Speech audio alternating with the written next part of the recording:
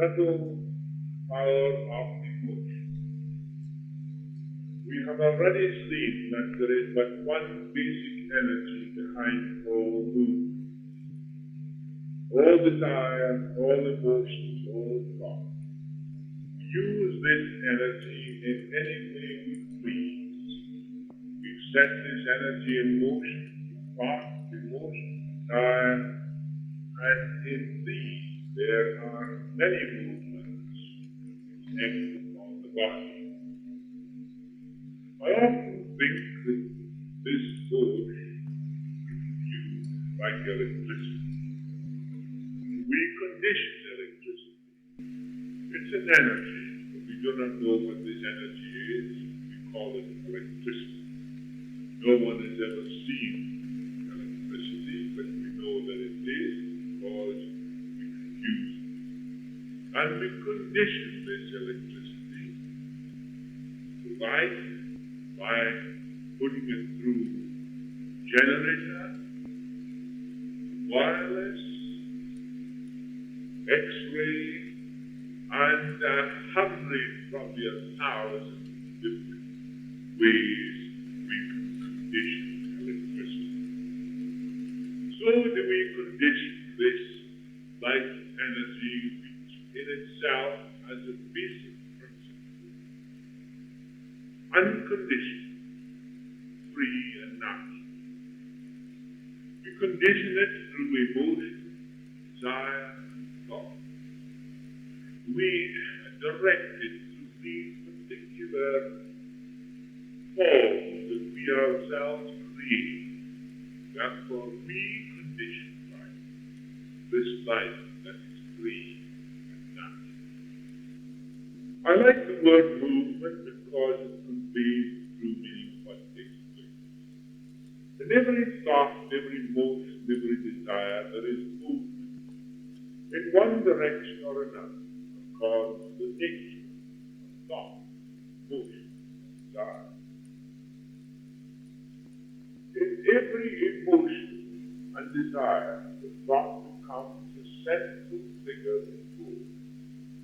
Therefore, it is our thought we must deal with if we are to express our true nature.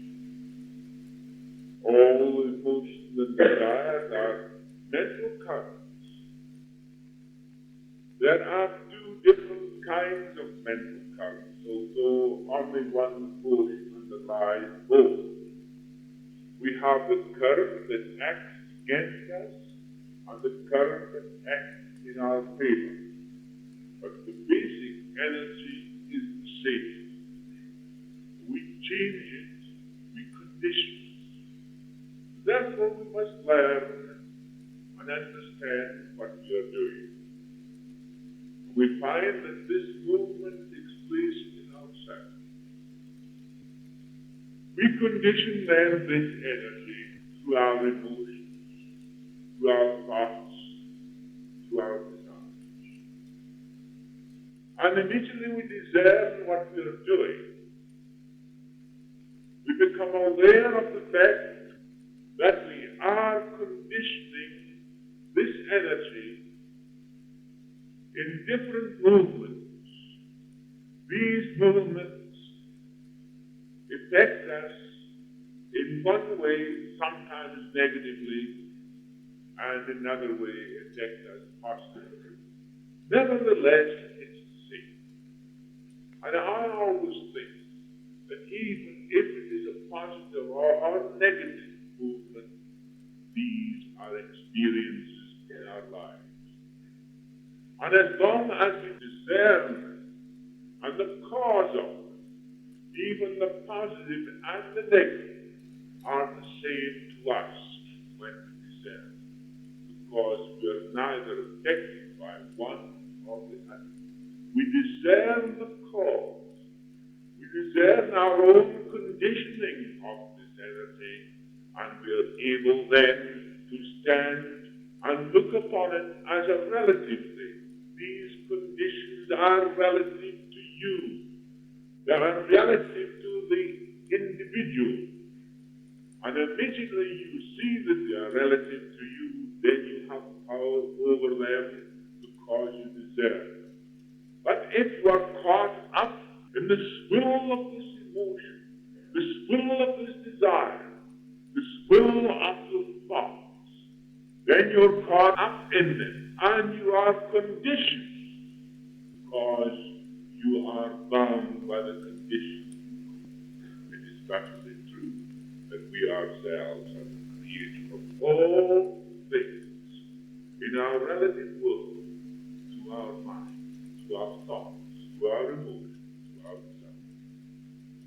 I want you to see this clearly, because unless you see this clearly, then you'll be caught up in these things.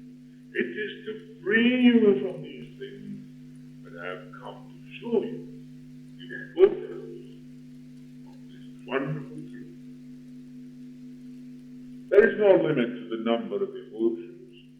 Let us name some. You're caught up in impatience. You're caught up in anger. You're caught up in hate. You're caught up in indulgence. You're caught up in jealousy. You're caught up in ignorance. You're caught up in fear. You're caught up in selfishness, approbation, vanity, terror, dread, dismay, panic, fright, etc. Because you're caught up in them, they act against you. Then there is the great emotion that acts in our favor, which is love. And that is the most extraordinary thing. That when love is manifesting in its true nature, there is never any fear. There is never any hate. There is never any indulgence. There is never any jealousy. There is never any egotism. There is never any fear or selfishness or approbation or vanity or terror or dread or dismay or panic or fright. With love is true nature. I mean love, not possessiveness. You have to pass through, of course, that state of possessiveness to understand love before you can arrive at that which is true. Then you stand alone. You stand above everything. And true love is seeing all the dimensions at one and the same time. Seeing every angle of discerning everything in its true place without being caught up in it. Even love, in its passional sense, you can be caught up in that. You can be caught up in the love of possessiveness. You can be caught up in that. But when you have this state that I am showing, where neither any of these things can affect you, you are standing, seeing all dimensions at one and the same time. You are free. You never condition love. You don't condition anything. Because love itself is and must be the primary factor, the creative principle behind every movement that is constructive for the whole universe. It exists in the atom. It exists in the molecule. It exists in every formation. It's the binding quality. Quality that creates the perfect expression of the infinite created being. That being infinite must be perfect because it is eternal. That which is eternal must be infinite, and that which is eternal must be perfect. Little do we know that the body is the sounding board for all these emotions. According to their intensity, so are we affected. Think of your organs making a certain sound when aroused by any of these emotions. heart beats faster, your breathing apparatus is checked, your sweat glands pour out liquid, your stomach turns over, your intestines rumble, your tear glands weep. If all these vibrations were to be heard by the ear, it would cause a discord beyond our imagination. Yet these organs really cry out in vain for relief. These organs begin to talk back to the mind. These organs talk back to the mind through the cerebellum, where this misbehavior begins, where this misbehavior has been created through your emotional habit patterns. An emotion that is continuous becomes a habit, and that emotional habit pattern begins to express itself in some form of your organism and your body. Sometimes it is your stomach, sometimes it is your esophagus, sometimes it's your skin, sometimes it's your ears, and it can be any portion of the body where these emotional habit patterns expressed. The body becomes the sounding board of these things. I always think it is necessary to realize that eating is also most important, because you can't put a square meal into a round stomach. And I said to a patient of mine the other day, he came to me and he was fine. As broad as he was long, and I knew perfectly well what he was doing. He was eating far too much, and he had all the symptoms of a chap that was eating twice as much as he should eat. So I said to him, your trouble is you're putting a square meal into a round stomach. It can't go. I was encouraged running on the street the other day. You have a revolver in one hand and a knife in the other. So a chap runs up to him and says, you'll be arrested. You can't have a revolver in one hand and a knife in the other. Well, he says, I was just wondering, he says, whether I would shoot across the street or cut the corner.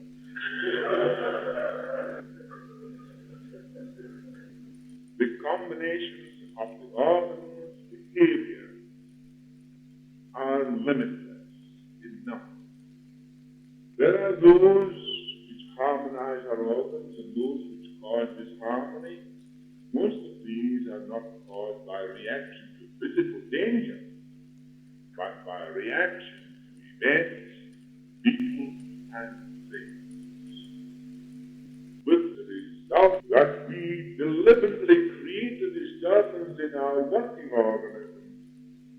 All these effects arise out of situations affecting our adjustment to a confused world of confused people. With the result that many people are on the verge of a nervous breakdown caused by our old-age nervous tensions. Now, what is that? We see then that we are not fearing physical danger. Our reaction is not so much to physical danger all the time, but our reactions are to events, people, and things. With the result that we become confused. The world is confused. The people are confused, and we are reacting to a confused world. If you then continue to react to these things, you are caught up in your own emotions, your own thoughts, your own desires, and you can prevent it only by learning what you are doing. Have you ever examined in your own mind the many situations that make you angry, jealous, or excite the emotion of love? Your heart, brain, your stomach, and lungs are in a continual uproar. No wonder you suffer from all different this lesson, I want to help discern thoughts, emotions, and motives that are continually causing your organism to break down. When you realize that from every emotion or desire you can extract a mighty power, you have discovered a gold mine within yourself. That's when these emotions begin to rise up within. The energy is already began to move in the direction. The movement is causing to your thought, your emotion, your desire. The movement is set in action. You have already caused the energy to be active. Now there's only one principle of energy. And how are we then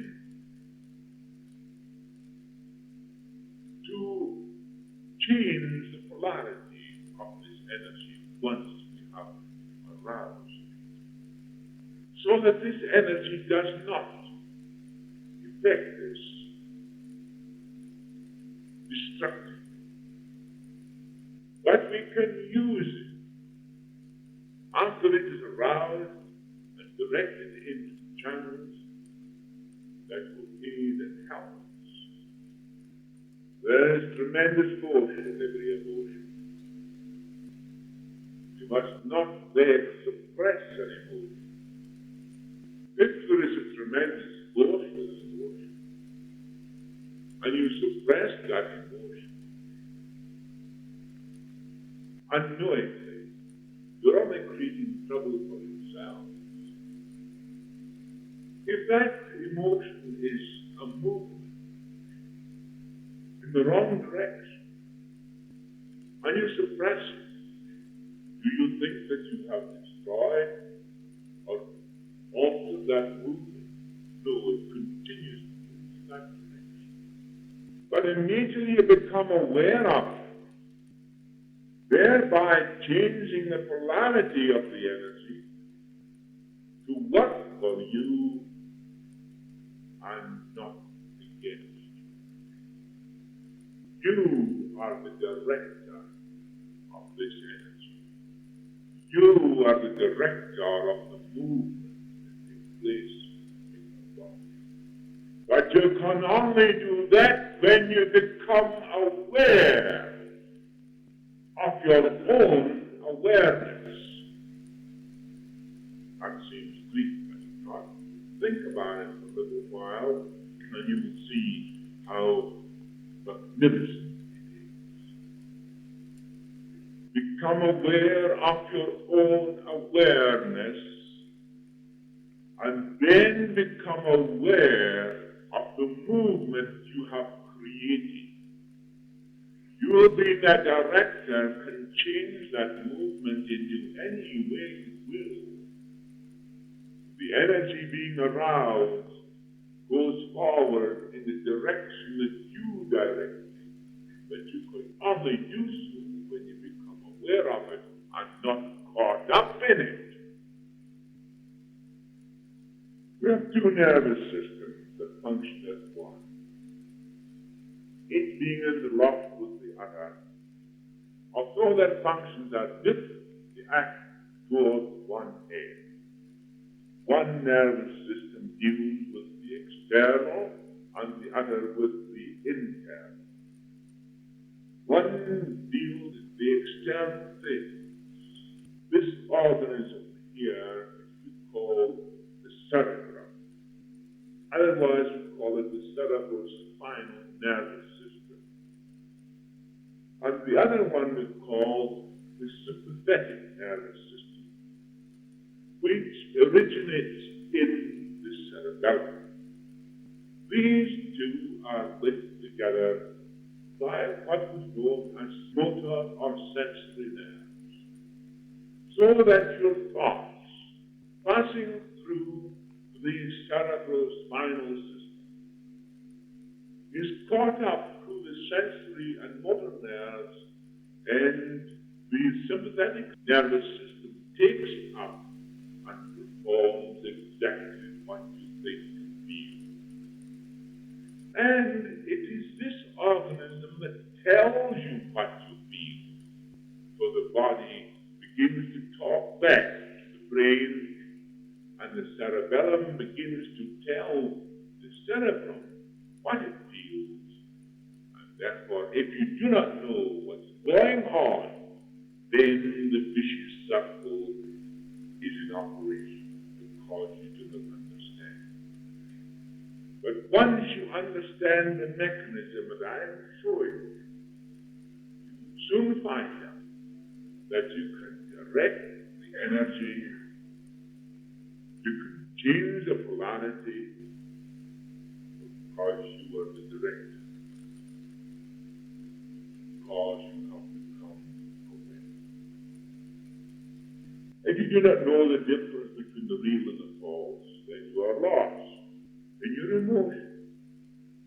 When you are aware of our true nature, our nervous system sends impulses that harmonize, result being that we build healthy bodies. Relaxation is natural harmony. Later on, we will have to deal with relaxation in all its aspects. I am not going to talk too much about relaxation at the present time, but what I want to tell is this. I've said before, when you take off the brakes, nature does the work. Why? It is very simple.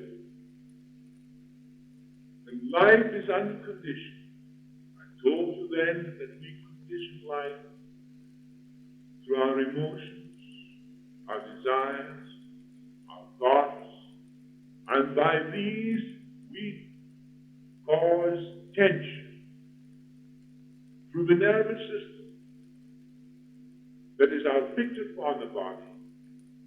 Our muscles become tense. They cause pressure on various vital centers. When we see that the external muscles are tensed, we know perfectly well that the internal muscles are tensed also. We have conditioned life. We have put life in a cage. What do you do then? You must relax. Conscious relaxation then tends to break up the tension and break up these habit patterns that are created through conditioned life. To better understand the mechanism of these reactions, I will give you a short summary of the brain, the nervous system, and how they act. Realizing always that this organism is definitely under the control of the mind and will or consciousness. What consciousness is aware of. So does this simple yet complicated organism of brain and nerves act accordingly. The brain is divided into 4 major parts, all working separately, yet all interlocked in their action. There is a frontal or higher brain we call the cerebellum. It's the brain that does all the knowing. It thinks, reacts to external things, and decides. You use it to read with. All that the consciousness is aware of comes through the cerebrum, the frontal brain. Then we have the cerebellum, the lower brain. This portion of your brain is the part that feels. The higher brain interprets the situation and sends it on to the lower brain for feeling and action. The lower brain or cerebellum sends its messages in turn to the higher brain in terms of how it feels about the situation. When you are elated, calm, or depressed, when you have nervous reactions, fear, etc., when you have an upset heart or stomach, it is the cerebellum that tells you what it feels, what is going on in the body. The cerebellum or lower brain is the controller, coordinating all the functions of the body. It keeps the heart, lungs, stomach, circulation of the blood, glands, muscles, etc., all working together as one team. And when the cerebellum is free from misbehavior created by your own emotional habit patterns, the organs work smoothly and easily, coordinated properly because of a free cerebellum. But if there is misbehavior in the cerebellum, then there is interruption, then there is misbehavior in the organs, and the coordinating quality has been lost. When you are hungry, it's the lower brain that tells you about it. And when you become aware of food, through the higher brain, this message is telegraphed to the lower, and the whole body becomes active. The digestive juices begins to flow, etc., ready to receive the food. You notice the dog, when a plate of dinner is put down beside it, and it is held back for a moment, you see the saliva running from the mouth. It sees the food, and the cerebrum sends the message to the cerebellum. The cerebellum, the coordinating power of the body, causes the glands to throw out the necessary substance for the digestion of food. When you see food on the table, you're hungry. Brain tells the cerebellum what it is. Cerebellum then prepares the whole of the organs of the body to become ready to receive. It is this same portion of the brain that becomes active through various emotions, and these are reflected upon the body. This organ reports what is going on in your body to the higher brain. When in a nervous tension your heart beats fast, your knees tremble, your hands shake, your stomach does convulsions, it's the lower brain that tells you what is happening.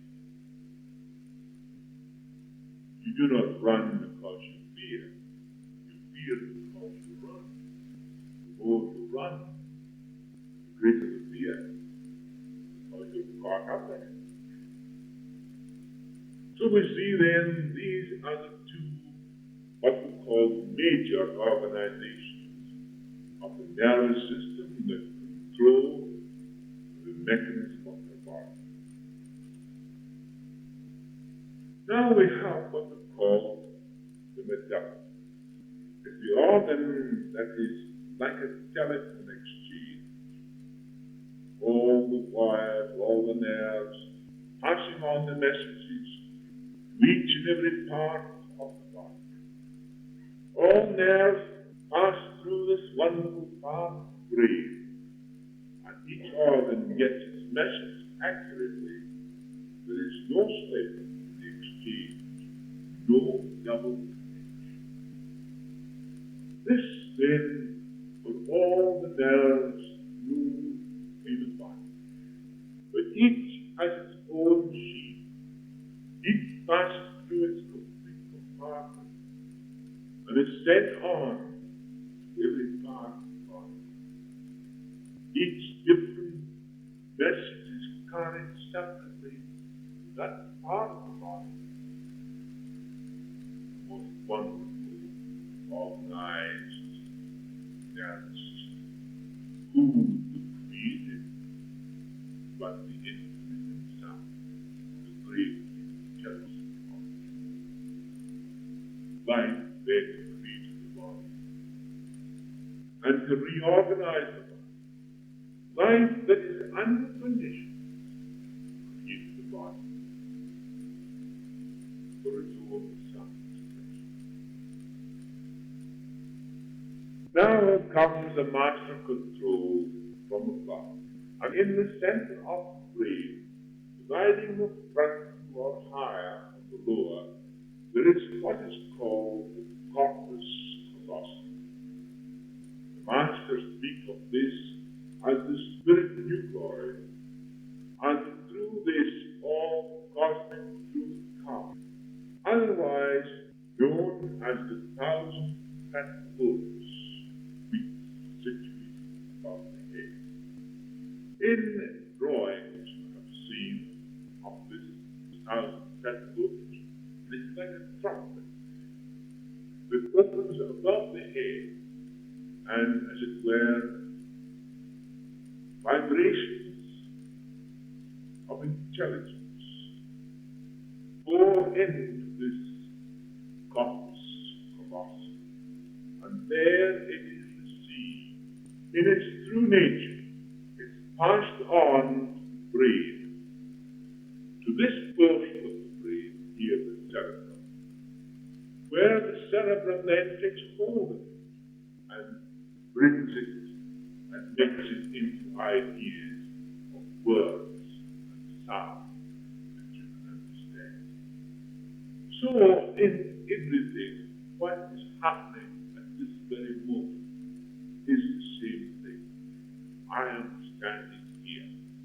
I talk freely to you.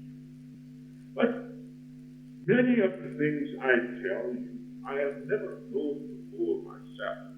I only know them when I make them into words. When I make them into words, ideas of truth, I have then conditioned this wisdom. It comes through this corpus callosum, and therefore I take hold of it through this brain of mine and form it into words and ideas that I hand out to you. And you then, with your own mind, accept these things because you know it's true. Your experience tells you that what I tell you is true. The simplicity of this wonderful truth is beyond the understanding of human nature. So simple is the operation, yet so complicated in its nature that it's beyond our comprehension. It is in this portion of the brain that knowledge and understanding is obtained without reason. In fact, this is the all-knowing center, and when developed, conveys knowledge, etc., by means of inspiration to both the higher and lower brain, thereby influencing both, and gives confidence to the higher, and the lower is harmonized and calm. The organization then receives the blessing of that whole wisdom that is continually pouring into us when we open ourselves to it. This wisdom then is unconditioned, free and natural, cures all conditions, cleanses the mind. It takes all forms of negative vibrations away, because of consciousness becomes aware of this wonderful power that neither knows good nor evil. It does not know success or failure, because these things are relative things. It only knows itself to be true. In that truth, life. In that truth is freedom. But as this center must be developed, and by the means I am using in teaching you, the process is gradual, yet firmly established. I will more to say about this later on as we come to this part of the book. Now I want to deal with the emotional fear. That basic emotion that underlies all emotions that work against us. When man fears, he perceives some kind of danger to himself, physically or mentally or socially. The next direction is one of escape and how it can be accomplished. We all seeking an escape from something. Unless we can discern the fact that we are seeking an escape, we will never be able to eliminate it, or will never be able to escape. For the simple reason that we are always caught up in our escape. But if we see what we are doing and the means through which we are trying to escape, then we will dissolve it and we will be free. It is all true. When you begin to discern the cause why you want to escape, then you have solved your problem. One man's danger is another man's everyday work. The man who works on the construction of a modern 100-story structure and who leans against the wind would faint in the cage of lions. Yet the lion tamer would crawl on his belly and hang on in frustrated fear even beyond despair. The riveter who catches red-hot rivets with ease would almost faint when asked to make a speech before an audience. How then would you cure the habit of fear? The man, first of all, who goes up on 100-story steel structure, he didn't obtain his confidence all at once. It took him years of practice. So the riveter took years of practice.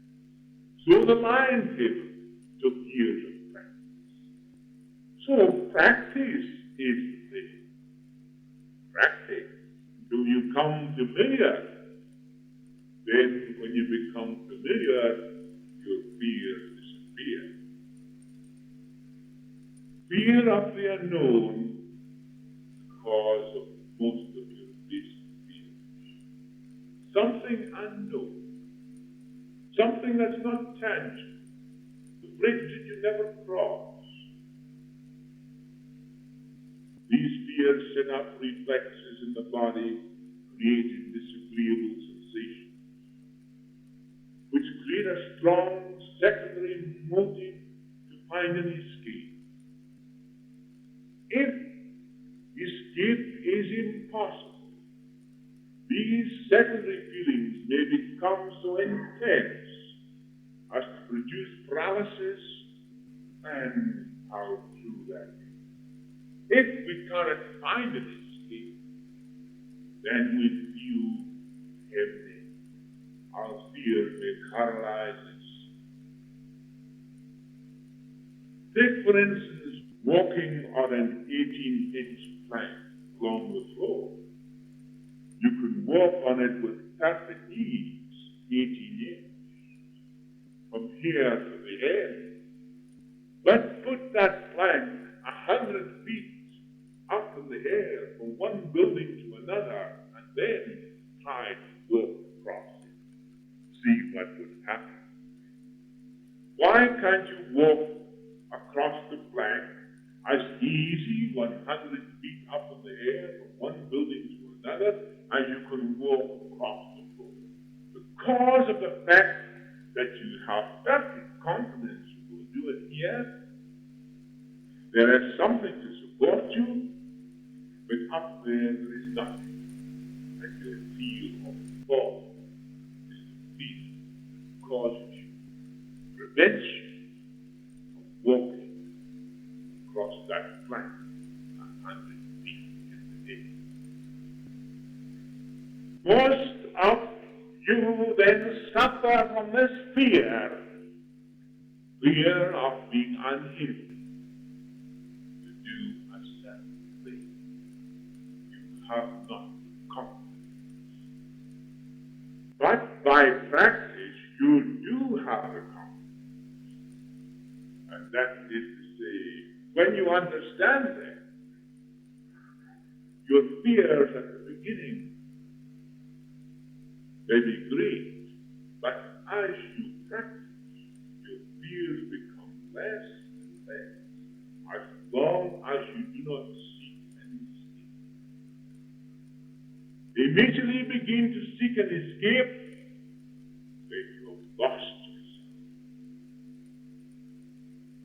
The person who walks across the plank will lie on his belly, and he'll struggle, even struggle on that, because he wants to escape from falling.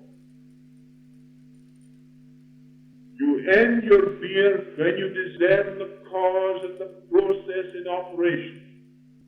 Suppose you hear a voice in the house. You're afraid of burglary.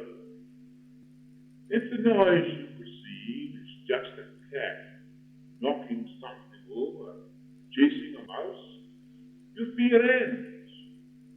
But if you did not discern the cause, your fear might make you scream for help or even paralyze. Later on, we will deal with the means of banishing fear in entirety. Fear is the lack of confidence, a lack of understanding. Habit is a great antidote to fear. Fear of animals will disappear when you get the habit of working with them. Fear of climbing rocky bases will disappear when you get the thrill of climbing into your blood through habit.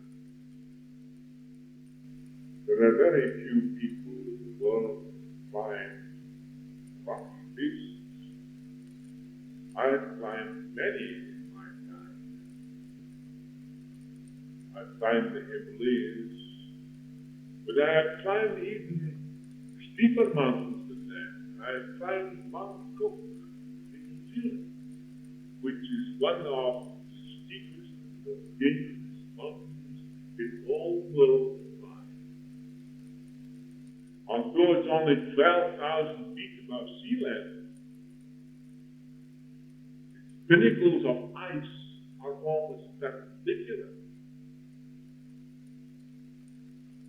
And I know what thrills it used to give me when I used to perch and hang with my fingers on a ledge and look down hundreds of feet below into space. It's a thrill, I tell you, it's a thrill.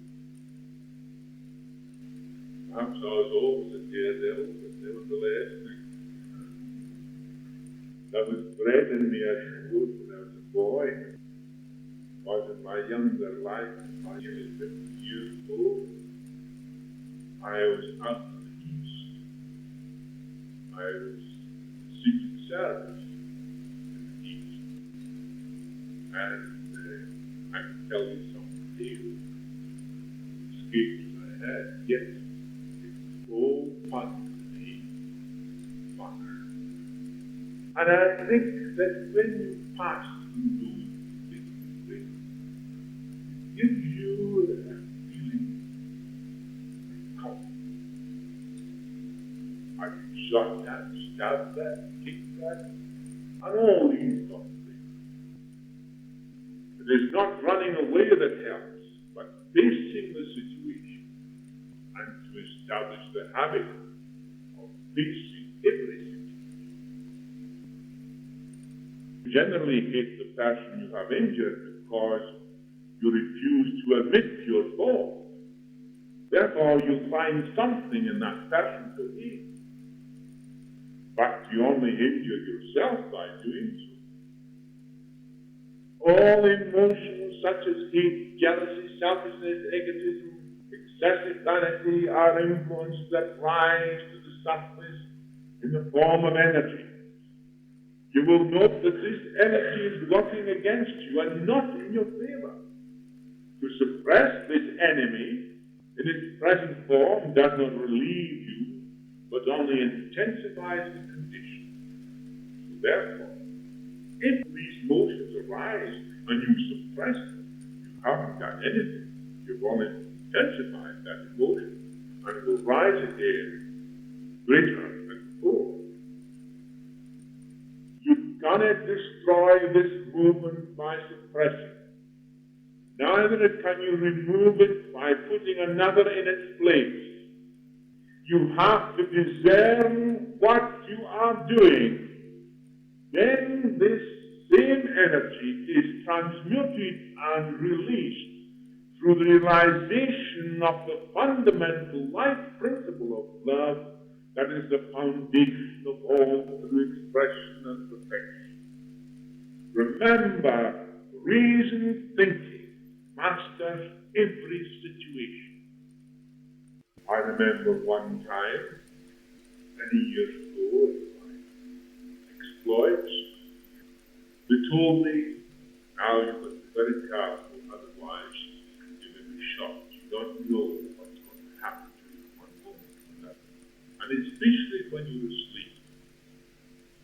Hold your revolver in your hand and hold it down in between your legs, covered with the blanket, and hold it ready at any moment to shoot to protect yourself. So this went on. I did this many nights and so forth, until I got blooming well tired. I got so bad that every night I went to bed that I was afraid that somebody was going to shoot me. And I began to have those sort of nightmares. I used to hear noises, jump up at once, and shoot. And I found that I was shooting in the air. So I took my revolver and pushed away on the sun. And from that moment, I never had another nightmare. I was free. And that is the same with everyone. We are afraid. We support our fears by our actions. And we bring on the results. Reason thinking masters every situation. Hate is the most destructive movement in your body. It poisons the system and causes the blood to become impure. Anger is another of a similar nature. All these emotions find their expression in body function. Jealousy is admission of failure. Ask yourself why you are jealous. Is it because some other person has qualities that you don't have? Or you believe you do not have? When you begin to admire what you see in others, you establish these things in ourselves. But if you get away from the relative altogether into that which is real, you'll establish a sense of security that can never be attained through a belief in your personality, a belief in your own power, a belief in your capabilities, a belief in your so-called intellectualism, or You think that you have security in your administration or your job, whatever the case may be. There is no security in any of these relative things whatsoever. If you think that you have security because you're good looking, you will find that it is not so. But if you know that life itself is unconditional, is perfect in itself, and it is that life is expressing itself always, you can condition that life. Your thoughts then become the focal point of the expression of life, and you can direct it any way you please. We have light, we have power, we have electricity, we have all different forms, hundreds of different ways we are using electricity. We use light just the same. There are millions of lights in the city, but there's only one electricity that carries it all. There is only one light, even though there are millions of people, but there's only one light that is expressing itself through them all, and it's the same light. You're conditioning light, I'm conditioning light, yet when you know that it's free, there is freedom. After putting into operation what I have shown you, you will find a complete change taking place within yourself. Instead of having your heart, stomach, and glands in a continual uproar, you become a placid, well-organized individual ready for any eventuality. You will welcome temptation because you will understand its powerful mental force used to your advantage. The supreme factor in this method whereby we find relief is to realize that there is no separation. The conception of ourselves being separate from divine life is the root of all our trouble. Every mental and emotional impulse implies a molecular action in the brain and in the twofold nervous system which controls every organ and cell in the body. Hence, you see, cause and effect in operation. Truth alone will set you free. O great eternal one, thou hast made all plain those who keep thee. I was caught up in the Gulf Stream of emotion and carried to distant shore, yet there I found thee waiting to free. O great emotion of love, as I grasped thee with all my strength, I found that eternal spring of living. I drank deeply and found the truth that love alone heals all wounds. Now I am drunk with thy ever-refreshing love, O